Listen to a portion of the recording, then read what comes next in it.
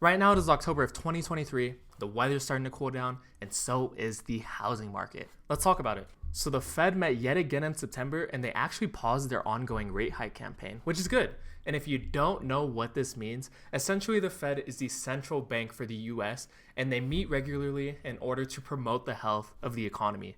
And recently they've been meeting this year, and they have an ongoing rate hike campaign in which they're increasing rates in order to decrease inflation, and they paused that in September. So hopefully we're gonna start seeing a little bit of some stabilization in these rates. Speaking of mortgage rates, let's talk about it. So pretty much every single time that I make these monthly update videos, it seems like mortgage rates increase, and this month is no exception. Mortgage rates have reached a high of 7.49%, which is the highest they've been since the year 2000. With this rate hike campaign, hopefully that stabilizes rates just a little bit, but the Fed's going to meet again in November, so we don't know what's going to happen. In September, we saw the amount of active listings increase as we saw a 27% jump in days on market in the MLS. So typically in September, we see about 6,000 units hit the market, but we fell a little bit short, coming in at 4,500. We also saw a 20% decrease in closed units just because interest rates are staying high and people are still a little bit hesitant. Now, in spite of all of this, Denver home prices are still staying strong. We saw a 0.7 increase month over month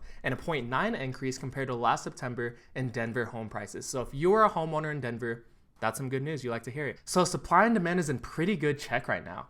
Higher rates is holding back some of that demand, and people locked into lower rates, a little bit hesitant to get into these higher rates, is holding back that supply. So as soon as we start to see those rates drop, expect to see that demand go up. So to sum everything up, mortgage rates are still high, and this is affecting both buyers and both sellers.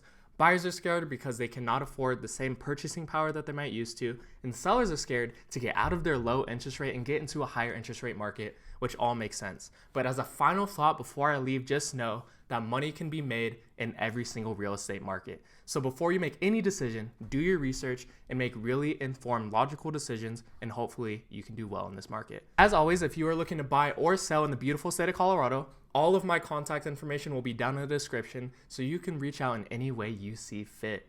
I'm Kareem Howard with Coldwell Banker Realty. I will see you guys next week.